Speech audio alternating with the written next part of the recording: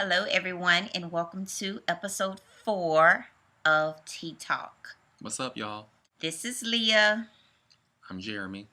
and we are coming to you to talk about fat shaming. But first, before we get into all of that, let's tell the people what we're drinking today. Yes, my brother got me on these, so I'll let him tell you about them. This is kombucha tea, so don't be, phased by the bottle. We're still drinking tea. It's kombucha tea, which is fermented tea, which is kind of weird. It tastes great, but it kind of smells like vinegar. They say it's really good for you. And it is actually delicious. I like it. So We're trying to get that endorsement deal, y'all. Get into it. So let's get started. Fat shaming. All right, one of our good friends by the name of Tiara Wilson gave us a pretty good definition of what fat shaming is. We do love Tiara. Fat shaming is defined as inappropriate negative statements and attitudes towards another person's size or weight. It can also reach into discrimination against individuals who may be overweight. In particular, there are negative attitudes in the media and elsewhere about celebrities and regular everyday people who are too fat or haven't lost baby weight. So, in a nutshell, that's what fat shaming is. We don't like it, and we'll tell you why. There are people out there that are being discriminated against just for being bigger than societal norms. And that's really strange, especially in America, since we are considered the fattest country in the world. Yes. So, what's with the discrimination? So you told me about a sports player that was discriminated against? Sure did. So, a baseball player by the name of Prince Fielder decided to do the ESPN body issue, which is what ESPN magazine does every year. And they take a bunch of athletes, strip them down naked, and take pictures of them in these athletic poses. And Prince Fielder is a man who's, you would say, built for power. He's on the heavier side, but, he's fit. He gets the job done. He has a belly, he has strong, powerful legs, and things like that.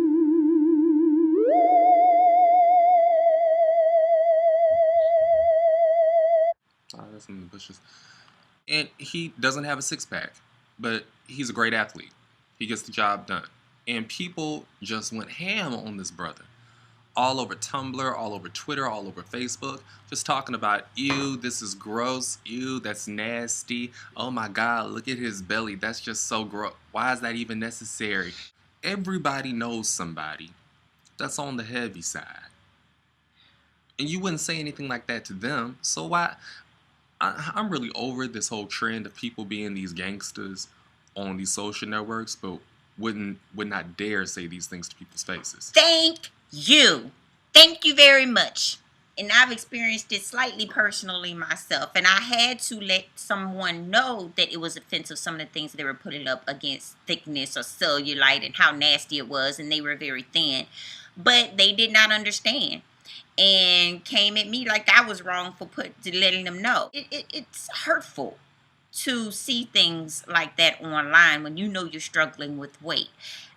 Weight has been my struggle for a long time, off and on.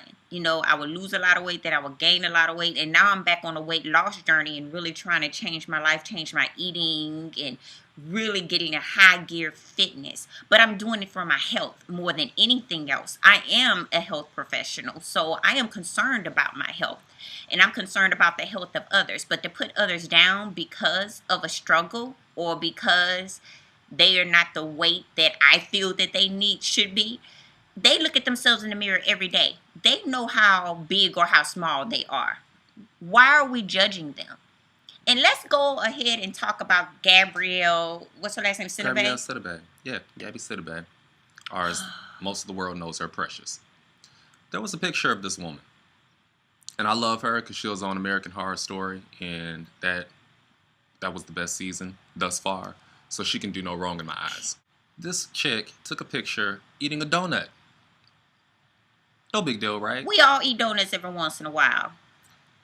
People proceeded to go crazy on social networking sites talking about, how can she do something like that? That's so unhealthy. She's not being a good example. First of all, these celebrities are not supposed to be your example.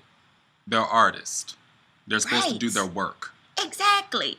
They're not here to be examples to your children. They're not here to be examples to you. They're here to do their art. Some government officials, not all. Civil rights leaders, CEOs of companies, How your about parents. how about your parents? How about they be your role models? Those are supposed to be your role models. Let your parents do their job. They're your role models, not these artists out here. No, my example is not a surfboard. I'm talking about Beyonce. Yeah, that was a little shade. Okay, just checking. So somebody in Gabby's defense decided to post pictures of all these other skinny celebrities like Kelly Rowland, Chris Brown, Lil Bow Wow. Lil Bow Wow, eating snack foods themselves. The question was, how come it's okay for these people to post these pictures, but just because Gabby is heavier, she can't post a picture of herself eating something? And she's a bad example. She's just eating. She's eating just like the other celebrities. That's what humans do. Because the other celebrities were significantly smaller, they can get away with eating pastries and snacks. I mean, can we talk about health? What is health? Because that's usually what it comes down to. It's just not healthy. But there are some people who are fat who are extremely healthy. Extremely. They run, they exercise, they eat right, they go to the doctor's office, they get the lab results back. Everything is in order. It happens, people. It really does happen. But I've had skinny patients come into my office with clogged arteries on the brink of having a mass heart attack. I'm just saying. I've had skinny patients come into my office that are full-blown diabetic and didn't know it. Full-blown. Kidneys are starting to fail on them. God talk, really? Yes, they're small. I mean, I wouldn't say stick thin, but they were not obese. So you cannot judge a person's health by their size. Now, should people try to lose weight so that they can be their ideal size, whatever that is? Yes. But their ideal size for their build may not be yours. It's different for everybody. But we shouldn't judge a person based off of their ideal size, their build, or even the size that they are right now if it's not ideal. Why are we judging one another? Why can't we help one another? They are really putting Rob Kardashian in the ground because of his weight. Like, they are just going ham on Rob Kardashian. This is a before and after pic of Rob Kardashian, if you all are hitting under a rock and don't know. This is before. And this is after. He's been going through some things the past few years. And Clearly. Jeremy, he's been going through some things. We've all been through some things. Some of us, when we get into our very depressed mode, we don't eat at all. And some of us eat. I get it. I've been through depression. And it's not something I like talking about. It's not something I like broadcasting. But I'm broadcasting it now. I understand where he's coming from. No, I did not gain as much weight as he did, but I gained a significant amount of weight in a short period of time about 2-3 years ago because of where I was. I was ashamed, and because of the shame and the guilt and just being extremely depressed, it was like a cycle. It was like, and then when you're depressed, you're tired all the time. I didn't want to work out. And because I was depressed and didn't want to work out and felt bad about my weight gain, I felt so bad it led me to eat more. And it's like a cycle. So instead of putting him down, realize he's human just like the rest of us. He's a celebrity. Well, he's a celebrity. He's in the public eye. He's a Kardashian celebrity, whatever if you want to call that celebrity. But he is human. And we're brothers and sisters in humanity. That's what I believe. And I believe we should lift each other up and help each other and not put each other down. That's what it's about. Yes. That's a blessing. Let's talk about Fat Shaming Week. Oh my gosh. I have to read this for y'all because this is just too much. Okay, it started as a men's rights website called Return of Kings. Men's rights? A push... I'm not done. But when do men lose their rights? Let's read. A pushback against the fat acceptance movement. The author, a writer and pickup artist known as Roosh, called it Fat Shaming Week. It spread from there. Although sizes and beauty standards regarding weight have always fluctuated, Roosh argued that we're allowing fat people to change the definition of beauty. There is no prominent politician or media figure who uses their influence to say, hey, now fat people are decreasing lifespans and burdening our healthcare system, he wrote. Return of Kings is described in its About page as a blog for heterosexual masculine men. Oh, okay. It's meant for a small but vocal collection of men in America today who believe men should be masculine and women should be feminine. This week, the site features articles on how to better shame fat women. Let's see. One of the articles is 5 Reasons Fat Girls Don't Deserve Love. Another article is From Fit to Fat. Another one, Always Take Photos of Fat Women. And the last, 5 Ways to Bully Fat Sluts on a Date. Among the tenets of the site is the assertion that women who sleep around are sluts, but men who do are not sluts. That a woman's value is in her fertility and beauty, and that feminism causes the decline of societies by destroying the family unit. Is this real? This is real. And there's even a separate Twitter account for Fat Shaming Week. Though it currently has about 120 followers, here are some examples that we're posting now.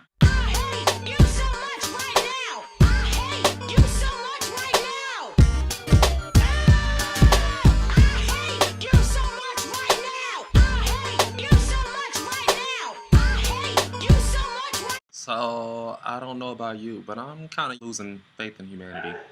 Don't lose faith in humanity. There are just a few boneheads out there. Not all of us are boneheads. There are good people like us that really want to slam all of this to the ground. And we're doing it. Good people who use words like bonehead when you really want to use something else. Exactly. Like that. That's nice. That's the Christian in me. I want to talk about aesthetics because, once again, in the Western Hemisphere, the number one aesthetic to most people are, the white, blonde-haired, blue-eyed woman with a thin body. But there are so many different possibilities out there. There's so many different views and opinions out there. There's more than one type of aesthetic. I mean, there are some people out there who look at fat bodies and see beauty. Allow that. Allow a woman of a certain size to feel good about herself. Allow a man of a certain size to feel good about himself. I know I made a little joke about Rick Ross in the last video and things, but if Rick Ross want to take off his shirt and show his titties, let him be great. Swing them, Rick. Swing them for your you life. are free to swing and flop your belly. God bless you. God bless you with those titties. God bless you with that belly. Show it off. I felt that. Did you feel that? And the thing is, people in this society, in Western part of society, we actually loved the thicker, curvier woman back in the heyday. Like Marilyn Monroe, wasn't she a size 14, 12, or 14? I have to look up the exact size. I'm not sure, but she was not a 4 or 6. Like these supermodels that's walking around today? These supermodels walking around today with Marilyn Monroe on their shirt? No. She wasn't about that life. No. She ate and she was happy about it. Oh, in Africa, oh my goodness. There's some parts of Africa that women with round hips and girth and, the breast and just voluptuous, they were sought after. It was seen as beautiful, and these women, it was like a symbol of beauty and fertility. Still today, in the country of Mediterranean, they love themselves a big woman. If you're not of a certain size, if you're thin, they think you're unhealthy. They think something wrong with you.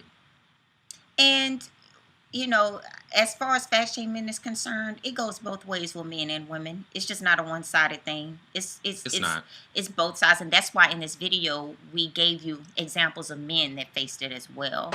It's a shame that people have to face harsh words and have articles out there about being bullied and not deserving love just because they're not perfect. None of us are perfect. Why are we trying to reach for perfection?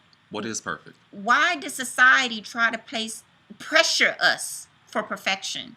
No, but seriously, that wasn't a rhetorical question. What is perfect? There is no such thing as perfect. Just like there is no such thing as normal. We're all completely different. So we should celebrate our differences. We should love our differences. We're beautiful. Period. You know somebody who I really love? Beth Ditto. Now, a lot of you have not heard of Beth Ditto, but she's a punk rock singer. She was the lead singer of Beth Ditto and The Gossip.